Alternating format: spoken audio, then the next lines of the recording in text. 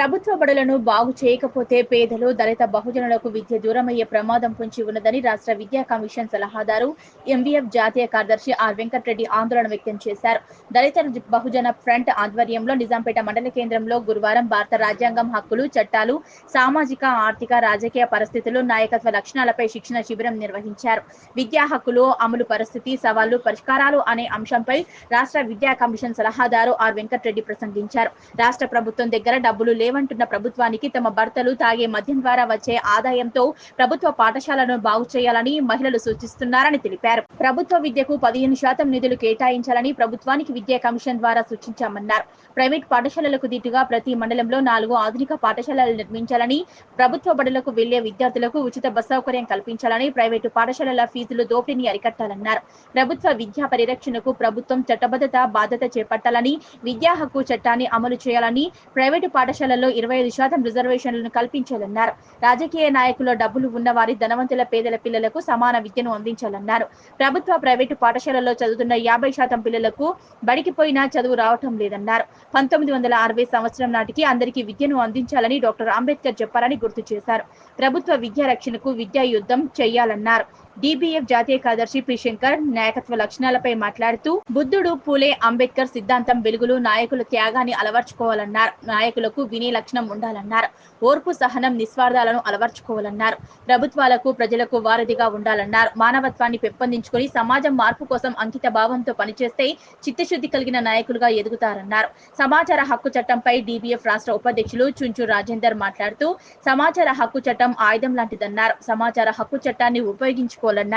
ఉపాధి, భూమి, విద్య తదితర పథకాల అమలుపై సమాచారాన్ని తెలుసుకోవాలన్నారు. ఈ శిక్షణ శిబిరాన్ని డిఎఫ్ జిల్లా అధ్యక్షులు దుబాసి సంజీవ్ సమన్వయం చేయగా రాష్ట్ర కార్యదర్శి దాసరి ఏకొండ స్వామి, హన్మకొండ జిల్లా అధ్యక్షులు కొమ్ములపు కర్ణాకర్, సిద్దిపేట జిల్లా కార్యదర్శి బ్యాగరి వేణు, కామారెడ్డి జిల్లా నాయకులు ప్రభాకర్, బి ప్రభాకర్, మహిళా కార్యకర్త, నిజాంపేట మండల డిబిఎఫ్ అధ్యక్షులు బ్యాగరి చంద్రం, బ్యాగరి రాజు, నాయకులు యాదుల్, నర్సింహులు, రామస్వామి, ఎల్లయ్య తదితరులు పాల్గొన్నారు.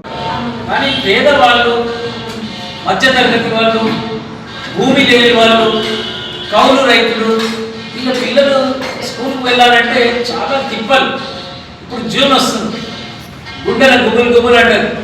పోయిన సంవత్సరం ఫీజు కట్టినమా లేదా తెలియదు, మళ్ళీ వాడు అడుగుతాడు.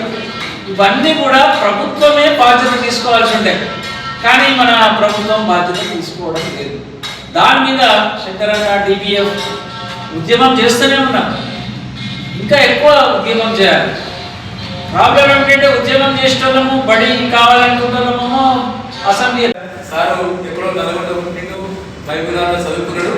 గత 30 ఏళ్ళుగా మనం రోజు మాట్లాడుతున్న విద్యా చైతన్య యాత్ర అభియానం ఆ ప్రభుత్వ బడి బాగుండాలి, ప్రభుత్వ బడికి పోతున్న పిల్లలు ఉండకూడదు, విద్యంతా ప్రభుత్వ రంగంలో ఉండాలి అని చెప్పి తన జీవితాంతం పనిచేశాడు.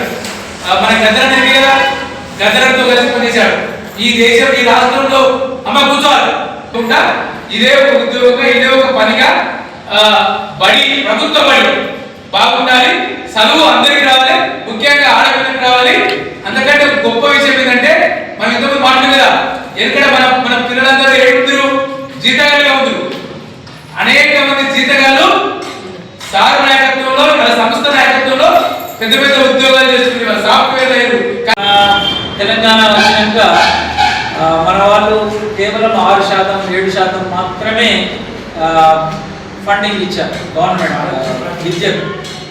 సో ఇది 15% ఉండాలనేది 20% ఉండాలన్నారు, కానీ 15% ఇస్తామని కూడా ఇప్పుడున్న ప్రభుత్వం చెప్పింది. కానీ ఎందుకంటే డబ్బు ఉంటేనే బడి బాగుంటుంది, బడి బాగుంటుంది చదువుకుంటారు, టీచర్లు వస్తారు.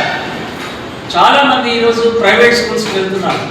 అది కూడా మన తెలంగాణలో అది కూడా ఒక పెద్ద ప్రమాదమైన విషయం.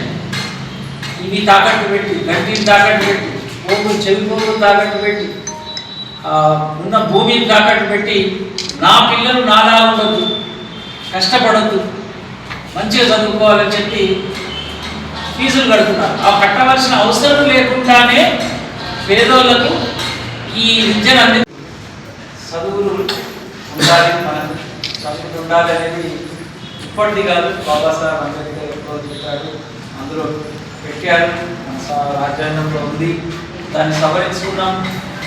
పిల్లలందరికీ చదువు నాణ్యమైన విద్య అందించాలి అనేది అండ్ అంబేద్కర్ గారి కథ, దాన్ని ఇంకా నిజం చేయలేకపోయినా మనం ఇక్కడ కూర్చున్న వాళ్ళలో కూడా ఎప్పుడో చదువుకొని ఉండాల్సింది, వీళ్ళు కదా ఆఫీసులలో ఉండాల్సింది, వీళ్ళందరూ కదా ఆఫీసులలో ఉండాలి, ఉండేటోళ్ళు లేరు. కాబట్టి వాళ్ళందరూ చదువుకొని ఉంటే